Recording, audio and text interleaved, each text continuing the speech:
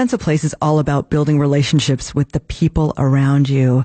And today we focus on She Talks, which is a homegrown speaker series dedicated to just that, helping women find inspiration and strength by networking with other women. All the speakers are women, and they come together and share their journeys, each person speaking for just 8 action-packed minutes. Here on Sense of Place, we'd like to take a little bit more time to get to know the people who are part of this important endeavor. Today, we'll meet Anna Cantu. Anna is part of the She Talks Tech Conference coming up in November. She's being billed as a passionate, results-driven leader with heart, and I could tell right away she had that from the minute she gave me a hug when she walked in the studio today. Thanks for that, Anna. That made me smile. Oh, I loved it. In her role as General Manager of Creation Technologies Vancouver, Anna leads a team of over 500 people, delivering $120 million in annual revenues. Wow. And offering service to manufacturing clients around the globe. So welcome, Anna, to the Roundhouse Studio. Thank you. I'm very excited to be here. And we are happy to have you. Anna, you know, your bio says you were born and raised in beautiful Monterrey, Mexico, and immigrated to Canada in 2004. Can you tell me a little bit about the circumstances that brought you here to Vancouver? Yeah, Canada? Absolutely. In year 2000, that the company that I was working for, Nortel Networks, closed the plant. Yeah. My husband, my former husband, and I moved to Canada. He is Canadian, and we had to go and look for other opportunities. So after Nortel closed their doors in Monterrey, we opened a wine store. As one does. Okay. Oh, lovely. That was a great experience. Tough, but an amazing experience that taught me a lot. However, the economic situation was very difficult in 2004. So we decided to look for opportunities in Canada. And I'm very thankful that it was Vancouver. Tell us a little bit about that journey. So when you got here and you're looking for work, what kinds of things came up? It was quite difficult. I had my son who was a year old. Oh, yeah. I had to sell my store in order to move to Vancouver. So I was at home in a small place in downtown Vancouver. And my husband was traveling all the time. So I was quite lonely. And I didn't have a work permit. It was going to be 9 months for me to have that permit. So I was missing the connections. I was missing that sense of belonging. I have a beautiful, big family back in Mexico, an amazing support groups of friends. And just leaving that to start all over was challenging. 9 months after, I was very fortunate to get hired by Creation Technologies. Creation is an amazing company. It's been 10 years now that has given me a lot of opportunities. So, and the opportunity of gaining that sense of belonging that I had left behind. I'm so happy to hear about that because it sounds like that time it sounds pretty harrowing, you know, being on your own with a 1-year-old in the apartment and not necessarily having those social networks. That must have been pretty hard. Yeah, it was not easy. Yeah. Well, it sounds as if though, before you left Mexico, you got started in business leadership quite early on. I mean, you were only 25 when you became the purchasing manager of Nortel Networks. Yeah, I started at Nortel as an intern. It was the first job I had after I graduated from international business. And they gave me an opportunity 4 years after. I was very fortunate leading a team of 20 people in supply chain as a purchasing manager. Nice.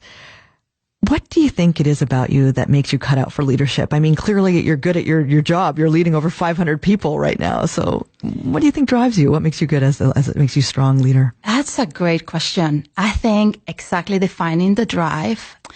I have a great mom and dad that gave me the example and core values. And I saw how much they worked. They had a strong vision. They knew what they wanted. And those are the core values that I grew up and they're part of me and my career.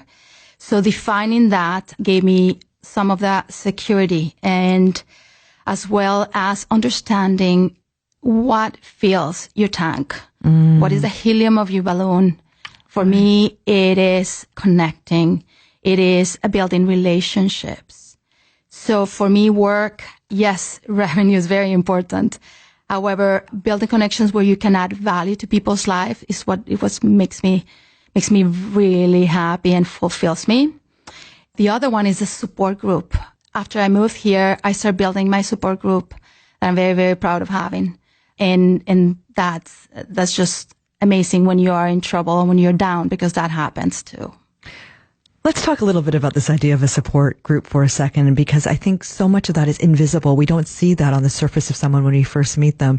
But clearly you have an entire group of people who do uplift you and encourage you along your path to success. Tell me a little bit about that. Who are the kinds of people that make up your support network? That's a very good question. And you're right. You're absolutely right. People don't see that. So it started when I moved here and I needed to connect, and after 9 months, we got a house. We moved to South Surrey, White Rock area. And I had amazing neighbors that we connected, a little older than me, but they're great people that love my son and love me. And when I needed somebody to show me how to shovel snow, I had no idea, right? I was shoveling snow with my high heels. I'm not kidding. No, really, eh? They sent me back inside and they shovel snow for me for the rest of the winter. I was very happy about that. So from neighbors to friends that I met at daycare, at my son's daycare, that whenever my son was sick, they could help me out so I could go to work and just concentrate at work. Later on, when I took more responsibility at work, I found a very good nanny. She's not a stay-in nanny. She just comes for a couple of hours to drive my son to hockey. And if he's sick, she can help so I can concentrate. It's so important. And then in the moments when we're low, because we all have those low moments, you need that support to tell you you're good, you're worth it, to have a glass of wine with you. And also just to be able to bounce ideas. At work in creation, I have been able to find that support group, from peers to Jeff Kuipers that I report to, just amazing people. We're speaking to Anna Cantu today, who will be giving a talk with the She Talks series that's dedicated to helping women find inspiration and strength and telling their stories.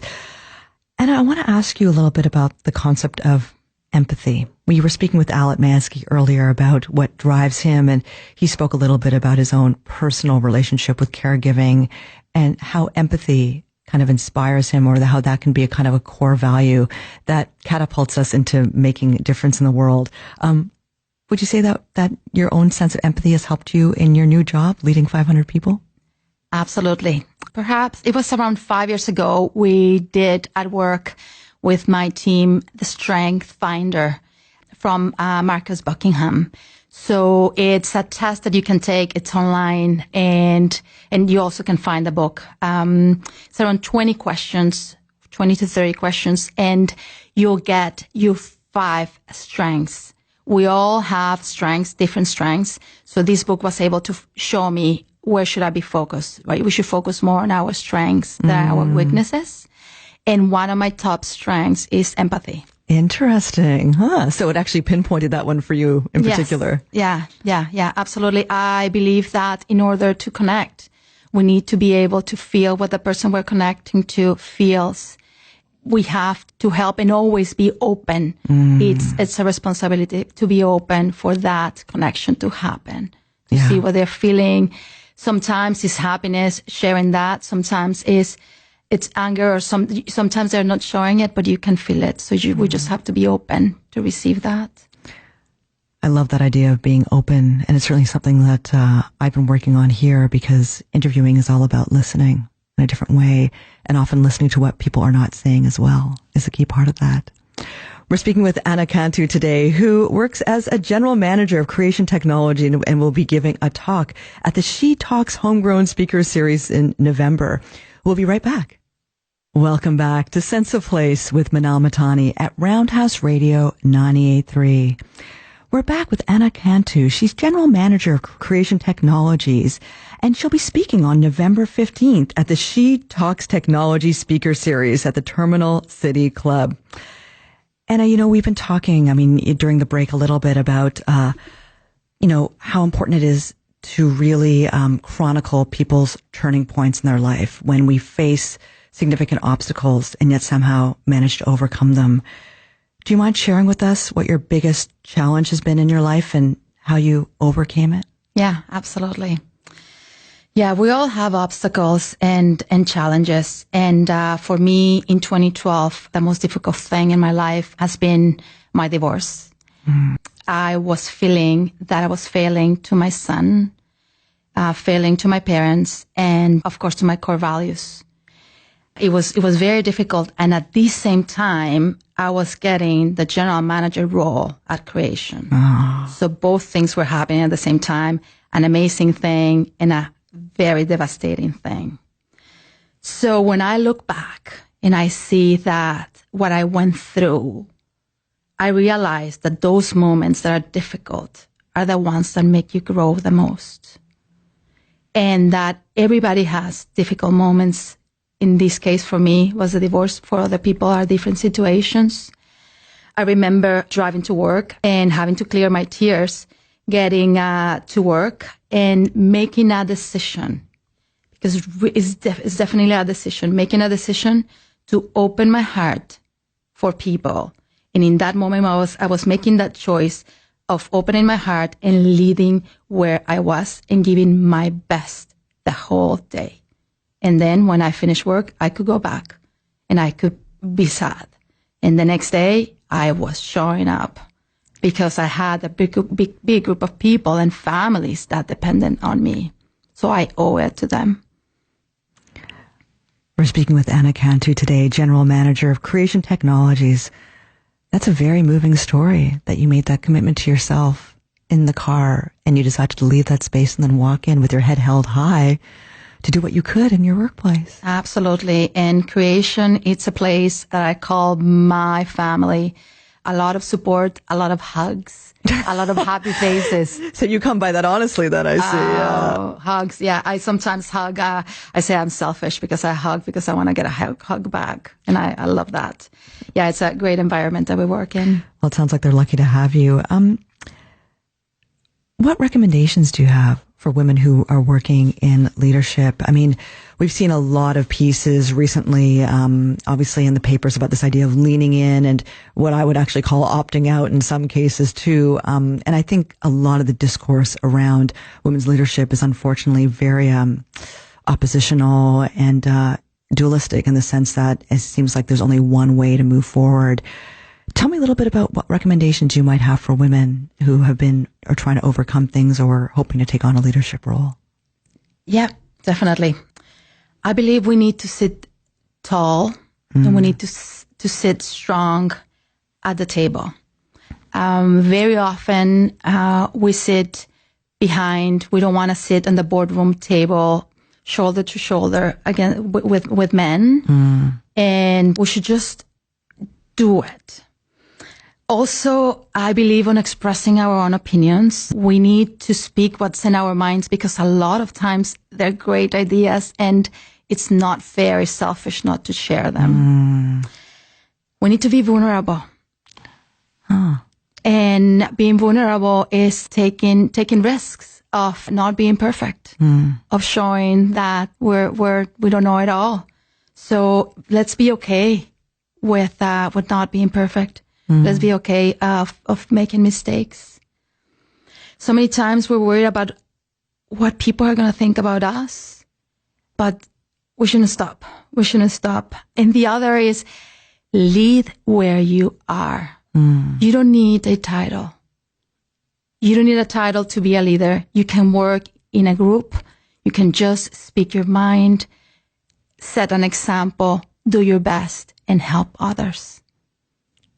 That, I think, is the way to grow into leadership. We're speaking with Anna Cantu today, who's General Manager of Creation Technologies, and she will be giving a talk at the She Talks Technology Speaker Series on November 15th at the Terminal City Club. Anna, I've got one last question for you. It's obvious, you're beaming with enthusiasm and exuberance, which I really appreciate. Tell me what's exciting you right now in terms of your working life. Oh, I love right now the business unit that we have. I love being able to have 500 people and it's a great environment. I think we have to have the courage to keep growing. And I love the word courage, that the core of the word courage is corazón, which is in Spanish heart. And that means everything you do it from your heart. So I'm very, very excited for 2016 and new things that we're going to have at Creation.